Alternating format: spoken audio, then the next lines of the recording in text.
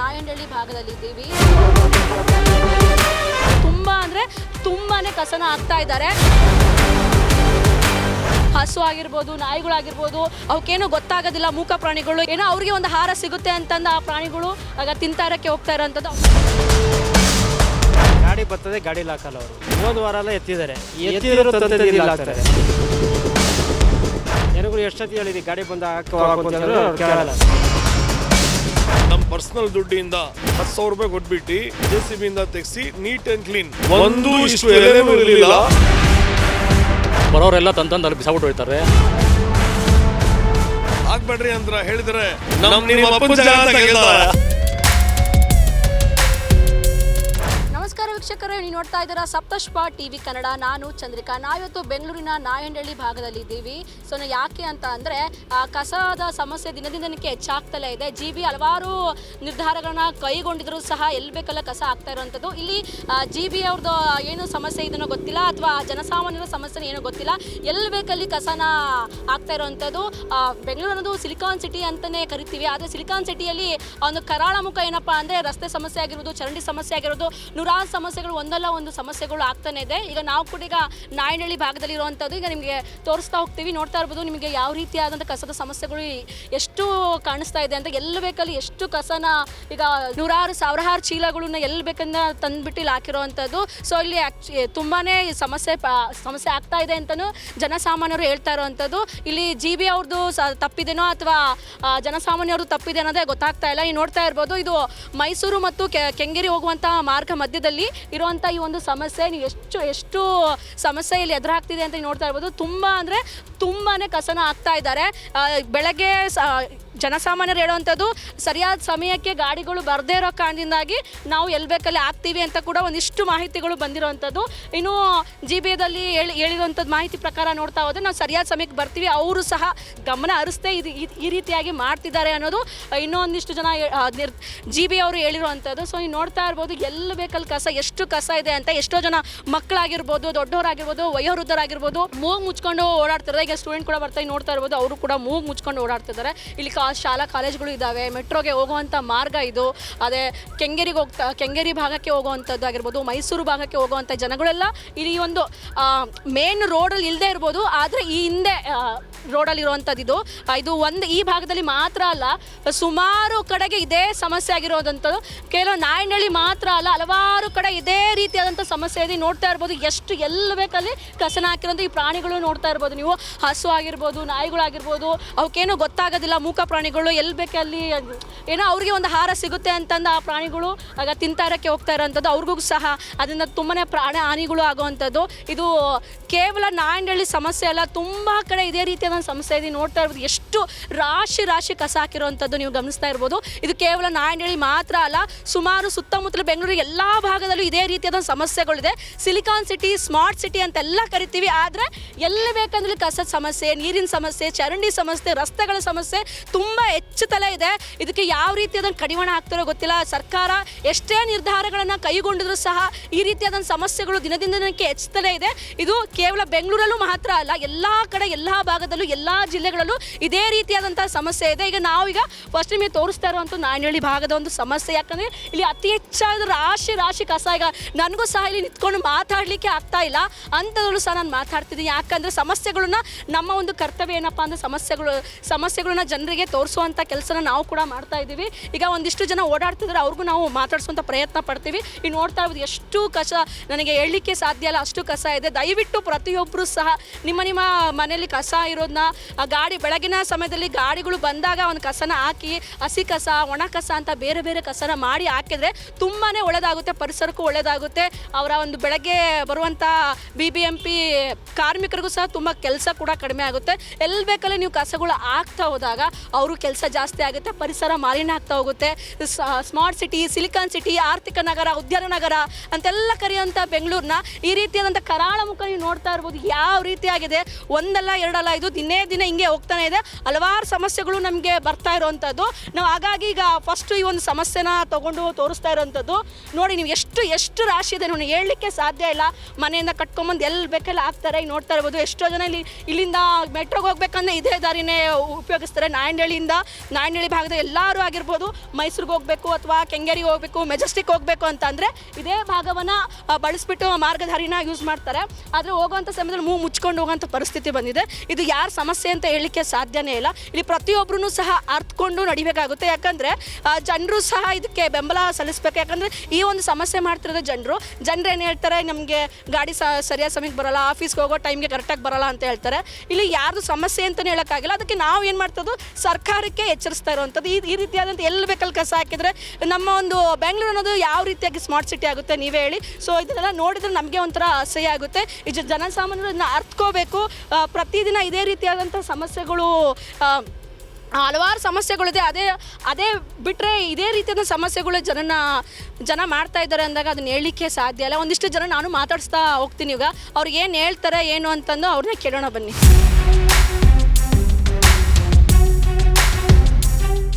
ನೋಡಿ ಎಷ್ಟು ರಾಶಿ ಕಸ ಹಾಕಿದ್ದಾರೆ. BBMP ಅವರು ಪ್ರತಿನಿತ್ಯ ಬೆಳಗ್ಗೆ ಸಮಯದಲ್ಲಿ ಬಂದು ಗಾಡಿಲೇ ಬರ್ತಾರೆ ಅಲ್ವಾ, ಅಲ್ಲೇ ಕಸ ಹಾಕ್ಬೋದಲ್ಲ. ಯಾಕೆ ಈ ರೀತಿಯಾಗಿ ಜನಗಳೆಲ್ಲ ಎಷ್ಟು ಜನ ಓಡಾಡ್ತಾರೆ ದಿನ ಪ್ರತಿನಿತ್ಯ, ಮಕ್ಕಳಾಗಿರ್ಬೋದು, ದೊಡ್ಡವರಾಗಿರ್ಬೋದು, ವೃದ್ಧರಾಗಿರ್ಬೋದು, ಎಲ್ಲರೂ ಓಡಾಡ್ತಾ ಇದ್ದಾರೆ. ಇನ್ನು ಪ್ರಾಣಿಗಳು, ಹಸು, ನಾಯಿಗಳೆಲ್ಲನೂ ಒಂದು ಕಸನ ತಿಂತಾ ಇರೋದು. ಇದಕ್ಕೆ ಏನು ಹೇಳ್ತೀರಾ ಸರ್ ನೀವು? ಏನು ಹೇಳ್ತಾರೆ ಮೇಡಮ್, ಗಾಡಿ ಬರ್ತದೆ, ಗಾಡೀಲಿ ಹಾಕಲ್ಲ ಅವರು.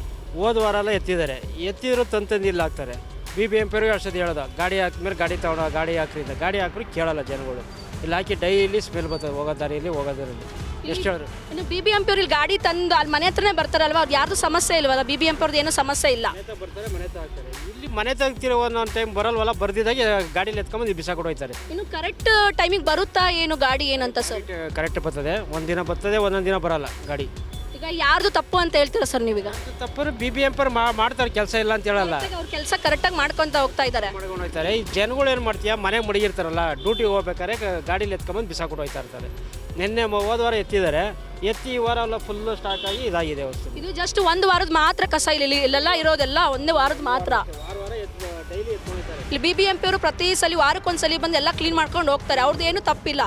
ತಪ್ಪಿಲ್ಲ. ಜನಗಳು ಏನು ಮಾಡ್ತೀವಿ, ಮನೆ ಮಡಗಿರ್ತಾರೆ, ಮನೆ ಮಡಗಿದಾಗ ಗಾಡಿ ಓಡಾಡ್ಕೊಂಡು ಬರ್ತಾರಲ್ಲ, ಬಂದು ಎಸ್ಬಿಟ್ಟು ಹೋಗ್ತಾ ಇರ್ತಾರೆ. ಸ್ವಲ್ಪ ಗುಡ್ಡೆ ಇದ್ರೆ ಸಾಕು ಎಸ್ಬಿಟ್ಟು ಹೋಗ್ತಾರೆ, ಗಾಡಿಗೆ ಹಾಕಲ್ಲ. ಇನ್ನು ಒಣ ಕಸ, ಹಸಿ ಕಸ ಅಂತ ಮಾಡ್ತಾ ಇರೋವಂಥದ್ದು. ಅದನ್ನ ಎಷ್ಟೋ ಜನ ಗೊತ್ತಿರಲ್ಲ, ಯಾವ್ದು ಒಣ ಕಸ ಯಾವ್ದು ಹಸಿ ಕಸ ಅಂತನೋ. ಅದಕ್ಕೇನಾದ್ರು ಅವ್ರಿಗೆ ಕಷ್ಟ ಆಗ್ತಿದ್ದಾನೆ ಹೇಗೆ ಅಂತ ಸರ್? ಒಣ ಕಸ ಹಸಿ ಕಸ ಜಾಸ್ತಿ ಮಾಡಿ ಗಾಡಿ ಬಂದಾಗ ಹಾಕ್ತಾರೆ. ಗಾಡಿ ಬರೆದಾಗ ಒಣ ಕಸ ಇದು ಕಸ ಎರಡು ಸೇರಿಸಿ ಕವರ್ಲಿ ಎತ್ಕೊಂಡ್ಬಂದು ಬಿಸಾಕ್ತಾರೆ ಅಷ್ಟೇ. ನೀವು ಪ್ರತಿನಿತ್ಯ ಓಡಾಡ್ತಿರಲ್ವ ಸರ್, ಏನು ಸಮಸ್ಯೆ ಏನು ಅನಿಸುತ್ತೆ ನಿಮಗೆ? ಇಲ್ಲಿ ನಮಗೆ ಒಂಥರ ಆಗ್ತಾ ಇದೆ. ಇಲ್ಲಿ ಸ್ಮೆಲ್ ಬರ್ತದೆ, ಅದು ಸ್ಮೆಲ್. ಇಲ್ಲಿ ಓಡಾಡ್ತಾ ಇರ್ತೀವಿ, ಬರ್ತಾ ಇರ್ತೀವಿ, ಸ್ಮೆಲ್. ಒಂದು ಇಬ್ಬರು ಬಂದು ಹಾಕ್ರೆ ತಿರ್ಗಿ ಎಲ್ಲ ಎತ್ಕೊಂಬಂದು ಅಲ್ಲಿ ಹಾಕ್ತಾರೆ ಜನಗಳು. ಎಷ್ಟೊತ್ತಿ ಹೇಳಿದ್ವಿ ಗಾಡಿ ಬಂದು ಹಾಕು ಅಂತ ಹೇಳಿದ್ರೆ ಅವ್ರು ಕೇಳಲ್ಲ. ನಮ್ಮ ನಯನಹಳ್ಳಿ ಊರ ಕಡೆಯಿಂದ ಬಂದು ಈ ಕಡೆ ಬಂದು ಬಿಸಾಕ್ಬಿಟ್ಟು ಹೋಗೋದು. ಗಾಡಿನಲ್ಲಿ 2 ವೀಲರಲ್ಲಿ ಬರ್ತಾರೆ, ಆಟೋಗೆ ಹೋಗ್ತಾರೆ, ಅಥವಾ ಲೇಡೀಸ್ ಕೆಲಸಕ್ಕೆ ಹೋಗ್ತಾರಲ್ಲ, ಆವಾಗ ಎದ್ಬಿಟ್ಟು ಬಿಸಾಕ್ಬಿಟ್ಟು ಹೋಗ್ತಾ ಇರ್ತಾರೆ. ನಾವು ಸುಮಾರು ಸತಿ ಹೇಳಿದ್ದೀವಿ, ಮಾಡಬೇಡ್ರಮ್ಮ, ತೊಂದರೆ ಆಗುತ್ತೆ ಅಂತ. ನಮ್ಮ ಪರ್ಸ್ನಲ್ ದುಡ್ಡಿಂದ ನಾವು ಮತ್ತು ಆ ಗ್ಯಾರೇಜ್ ಅವರು 10,000 ರೂಪಾಯಿ ಕೊಟ್ಬಿಟ್ಟು ಒಂದು ದೊಡ್ಡ ಟಿಪ್ಪರ್ ತೊಗೊಬಂದು JCBಯಿಂದ ತೆಗೆಸಿ ನೀಟ್ ಆ್ಯಂಡ್ ಕ್ಲೀನ್, ಒಂದು ಇಷ್ಟು ಎಲೆನೂ ಇರಲಿಲ್ಲ, ಅಷ್ಟೊಂದು ಕ್ಲೀನ್ ನಾವು ಮಾಡಿದ್ವಿ. ಆಮೇಲೆ ತಿರ್ಗಾ ಅದಾದಮೇಲೆ 4 ತಿಂಗಳಾದಮೇಲೆ ಲಾಸ್ಟ್ ಮಂತ್ನಲ್ಲಿ ನಮ್ಮ BBMP ಕಡೆಯಿಂದ ನಾವು ಕಂಪ್ಲೇಂಟ್ ಮಾಡಿದ್ದಕ್ಕೆ ತಿರ್ಗಾ ಸೇಮ್ ಪ್ರೊಸೀಜರ್ ನಾವು ಹೇಗೆ ಮಾಡಿದ್ವಿ ಅವ್ರು ಅದೇ ಪ್ರೊಸೀಜರ್ ಮಾಡಿದ್ರು. ಅವರು JCB ತೊಗೊಬಂದರು, ಟಿಪ್ಪರ್ ತೊಗೊಬಂದರು, ಲೋಡ್ ಮಾಡಿಬಿಟ್ಟು ನೀಟ್ ಆ್ಯಂಡ್ ಕ್ಲೀನ್, ಏಕ್ದಮ್ ನೀಟ್ ಆ್ಯಂಡ್ ಕ್ಲೀನ್ ಮಾಡಿಬಿಟ್ಟು ಹೋಗಿದ್ರು ಸರ್. ಅವರು ತಿರ್ಗಾ ಬಂದು ಆಗ್ತಾ ಇರ್ತಾರೆ ಸರ್. ಇದು ಸರ್ ಇನ್ನು GB ಹೇಳ್ತೀನಿ ನಾನು, ನೀವು ಆಗಬೇಡ್ರಿ, ನಿಮಗೇನೆ ಹೋಗೋ ಬರೋಕ್ಕೆ ದಾರಿ ಇದು ಅನುಕೂಲ ಆಗುತ್ತೆ ಅಂತ. ಆದ್ರೂ ಆಗ್ತಾ ಇರ್ತಾರೆ. ಆಮೇಲೆ ಇಲ್ಲಿ ನೀರು ಒಂದು ಪಾಯಿಂಟ್ ಇರುತ್ತೆ. ಇಲ್ಲಿ ಈ ನೀರು, ಮಳೆ ನೀರು ಬಂದರೆ ಇಲ್ಲಿ 4 ಅಡಿ ಹೈಟ್ ಇರುತ್ತೆ. ಆವಾಗ ನಾವೇನು ಮಾಡ್ತೀವಿ, ಬಂದ್ಬಿಟ್ಟು ಮಕ್ಕಳು ಸ್ಕೂಲ್ ಹೋಗೋ ಬರೋರಿಗೆ ತೊಂದರೆ ಆಗುತ್ತೆ ಅಂತ, ಆಮೇಲೆ ದೊಡ್ಡವರು ವಯಸ್ಸಲ್ಲಿ ಹಿರಿಯವರು ಬಂದು ಬೀಳ್ತಾರೆ ಅಂತ ಇಲ್ಲಿ ನಾವಿದು ನೀರು ತೆಗಿತೀವಿ. ಏನಣ್ಣ, ಸರಿ ಅಣ್ಣ? ಸರಿ ಅಣ್ಣ, ನಾವು ಮಾಡ್ತಾ ಇರೋದು. ಇಲ್ಲೂ ನೀರು ನಾವು ಕ್ಲೀನ್ ಮಾಡ್ತೀವಿ.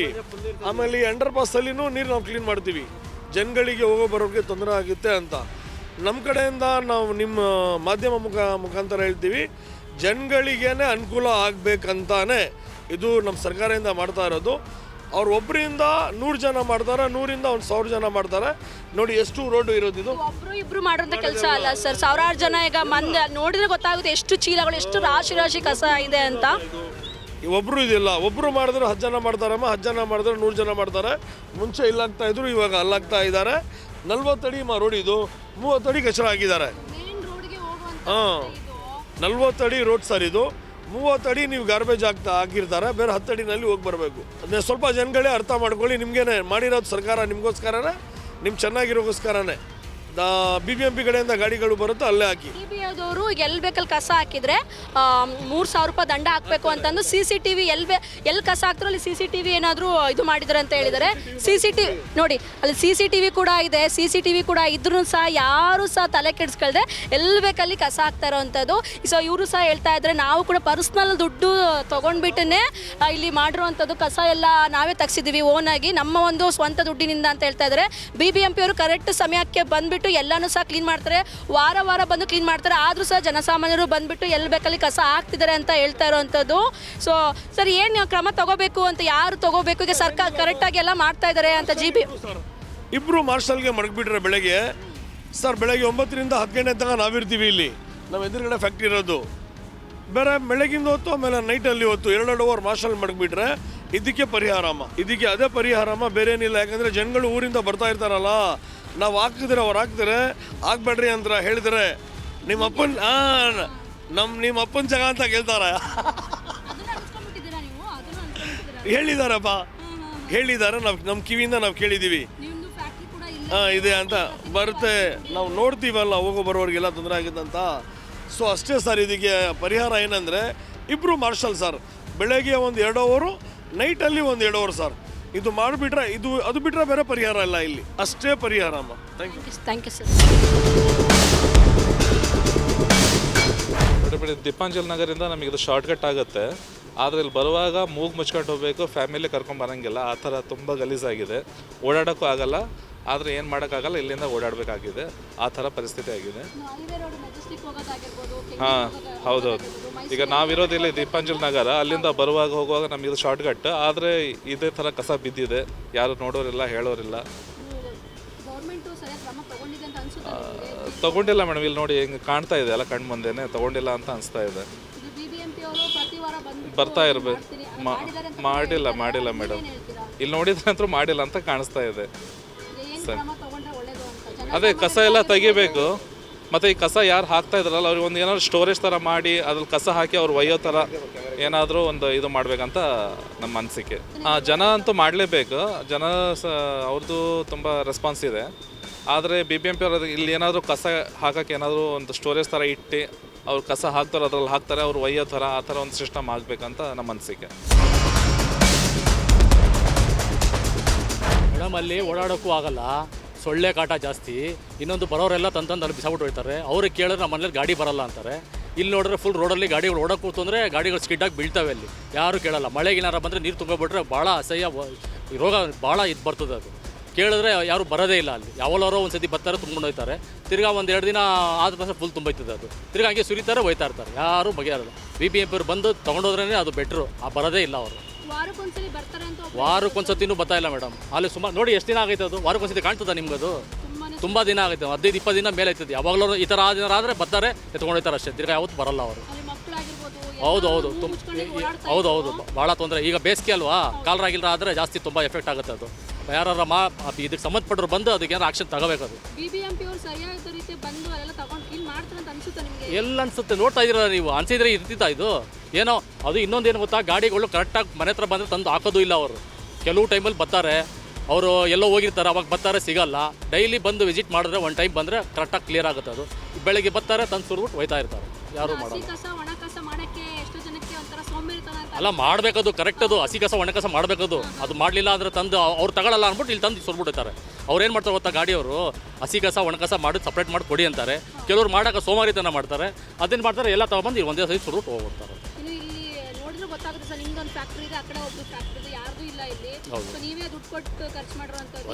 ಯಾವಾಗಲೂ ಮಾಡಿಸ್ತಾ ಇರ್ತೀವಿ ನಾವು. ಇದು ಜನಗಳು ತೊಂದರೆ ಆಗಬಾರ್ದು ಅಂತ ಮಾಡಿಸ್ತಾ ಇರ್ತೀವಿ.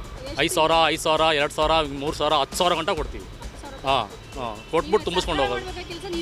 ಏನು ಮಾಡ್ತೀರಾ ಮೇಡಮ್, ಜನಗಳಿಗೆ ತೊಂದರೆ ಆಗುತ್ತೆ. ಅದು ಸ್ಮೆಲ್ ಹೆಂಗಿರ್ತದೆ ಗೊತ್ತಾ, ಅದು ಈಗ ಬೇಸಿಗೆ ಕಾಲದಲ್ಲಿ ರೋಗಗಳು ಜಾಸ್ತಿ ಬಂದ್ಬಿಡ್ತವೆ. ಅದು ಸ್ವಲ್ಪ ನೋಡಿ ಇದ್ರ ಸಂಬಂಧಪಟ್ಟವ್ರು ಆಕ್ಷನ್ ತಗೋಬೇಕು. ಅದು ಕೊನೆಗೆ ಏನು ಹೇಳ್ತೀರಾ ಸರ್ಕಾರ? ಏನಿಲ್ಲ ಮೇಡಮ್, ಅದು BBMP ಅವರು ಯಾರು ಬಂದು ಇದಕ್ಕೆ ಜವಾಬ್ದಾರಿ ವಹಿಸ್ಕೊಂಡು ಈ ಕೆಲಸ ಮಾಡಬೇಕದು.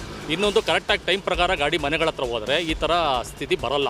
ಇನ್ನೊಂದು ಅವರು ಹಸಿ ಕಸ ಒಣ ಕಸ ಮಾಡ್ತಾರಲ್ಲ, ಅದು ಭಾಳ ಒಳ್ಳೇದು. ಇವ್ರು ಮಾಡಲ್ಲ, ಒಂದೇ ಸತಿ ಅವ್ರು ತಗೊಳ್ಳಲ್ಲ ಅಂದ್ಬಿಟ್ಟು ತಂದು ಇಲ್ಲಿ ಹಾಕ್ಬಿಡ್ತಾರೆ ಅಷ್ಟೇ. ಅದೆಲ್ಲ CCTV ಬೇರೆ ಎಲ್ಲ ಇದೆ ಸರ್. ಈಗ CCTV ಇದ್ರೆ 3,000 ರೂಪಾಯಿ ಫೈನ್ ಕಟ್ಟಬೇಕಾಗುತ್ತೆ. ಎಲ್ಲಿ ಮಾಡ್ತಾರೆ? ಹಾಕಿದ್ರೆ ಅಂತ ಈಗ ಐತೆ, ಅಲ್ಲೆಲ್ಲೋ ಐತೆ ನೋಡಿ, ಅಲ್ಲೈತೆ. ಅಲ್ಲೈತೆ. ಯಾರು ಮಾಡ್ತಾರೋ ಅದು ಅವ್ರು ಆಕ್ಷನ್ ತಗೋತಾರೋ. ಅವರು ಬರೀ ಕ್ಯಾಮ್ರಾ ಹಾಕ್ಬಿಟ್ಟು ಹೋದ್ರು, ಯಾರು ಒಬ್ರು ಇದ್ರೆ ಯಾರು ತಂದು ಹಾಕಲ್ಲ ಅಲ್ಲಿ. ಅವ್ರು ಮಾಡಲ್ಲ, ತಂದು ಸುರುಟ್ಟು ಹೋಯ್ತಾ ಇರ್ತಾರೆ. ರಾತ್ರಿ 12 ಗಂಟೆಗೆ ಬರ್ತಾರೆ, ಬೆಳಗಿನ ಜಾವ ಬರ್ತಾರೆ. ಇಲ್ಲಿ ಯಾರು ಒಬ್ರು ಇದ್ರೆ ಅದು ಸೊರೈತದೆ, ಬರಲ್ಲ. ಅದು ಯಾವತ್ತಿಲ್ಲಿ ದಂಡ ಏನು ಹಾಕಿಲ್ಲ ಸರ್, ಇದುವರೆಗೂ ಹಾಕಿಲ್ಲ ಅಲ್ಲಿ. ಯಾರಿಗೂ ಯಾರು ಬರೋದಿಲ್ವಲ್ಲ ಹಾಕಕ್ಕಲ್ಲಿ. BBMP ಯಾರು ಇರ್ತಾರ, ಮಾರ್ಷಲ್ಗಳು ಯಾರು ಇಲ್ಲ ಅಲ್ಲಿ. ಕೆಲವ್ರು ಟೈಮ್ ಅಲ್ಲಿ ಇರ್ತಾರೆ ಅಷ್ಟೇ, ಅಲ್ಲಿ ಅಂದ್ಬಿಟ್ಟು ತಪ್ಪಿಸ್ಕೊಂಡು ಇಲ್ಲಿ ಹಾಕ್ಬಿಟ್ಟು ಹೋಯ್ತಾ ಇರ್ತಾರೆ. ನೋಡಿದ್ರಲ್ಲ ವೀಕ್ಷಕರೇ, ಜನಸಾಮಾನ್ಯರು ಯಾವ ರೀತಿಯಾಗಿ ಪ್ರತಿಕ್ರಿಯಿಸಿದ್ದಾರೆ ಅಂತಂದ್ರೆ, ಇದು GBA ಸಮಸ್ಯೆ ಆಗಿರ್ಬೋದು, BBMP ಅವ್ರ ಸಮಸ್ಯೆ ಯಾವುದೇ ರೀತಿಯಾಗಿ ಅಲ್ಲ. ಅವರು ಪ್ರತಿದಿನ ಬೆಳಗ್ಗೆ ಬಂದ್ಬಿಟ್ಟು ಕಸನ ಮನೆಗೆ ಬಂದು ಕಸನ ತಗೊಂಡು ಹೋಗ್ತಾ ಇದ್ದಾರೆ. ಇನ್ನು ಜನಸಾಮಾನ್ಯರು ಹಸಿ ಕಸ ಒಣ ಕಸನ ಬೇರೆ ಮಾಡೋಕ್ಕಾಗದೆ ಸೋಂಬೇರಿತನದಿಂದ ಇಲ್ಲಿ ಬಂದ್ಬಿಟ್ಟು ಕಸನ ಹಾಕ್ತಾ ಇದ್ದಾರೆ ಅಂತ ಹೇಳ್ತಾ ಇರೋದು. ಇದಕ್ಕೆ ಯಾವ ರೀತಿಯಾಗಿ ಕ್ರಮ ತಗೊಂತಾರೋ ಗೊತ್ತಿಲ್ಲ. ಇನ್ನು GBAದವರು ಎಲ್ಲಿ ಬೇಕಲ್ಲಿ ಕಸ ಹಾಕಿದ್ರೆ 3,000 ರೂಪಾಯಿ ಫೈನ್ ಹಾಕ್ತೀವಿ ಅಂತ ಕೂಡ ಹೇಳಿದ್ದಾರೆ. CCTV ಕೂಡ ಅಳವಡಿಸಿದ್ದಾರೆ. ಇದನ್ನು ಯಾವುದನ್ನು ಸಹ ಲೆಕ್ಕಿಸದೆ ಎಲ್ಲಿ ಬೇಕಲ್ಲಿ ಕಸ ಹಾಕ್ತಾ ಇದ್ದಾರೆ. ಇದ್ರ ಬಗ್ಗೆ ಇನ್ನು ಸರ್ಕಾರ ಇನ್ನು ಯಾವ ರೀತಿಯಾಗಿ ಕ್ರಮ ಕೈಗೊಳ್ಳುತ್ತೆ ಕಾದು ನೋಡಬೇಕಾಗಿದೆ. ಕ್ಯಾಮ್ರಾ ಪರ್ಸನ್ ಚನ್ನಕೇಶವ್ ಜೊತೆ ಚಂದ್ರಿಕಾ, ಸಪ್ತಶ್ವ ಟಿವಿ ಕನ್ನಡ, ಬೆಂಗಳೂರು.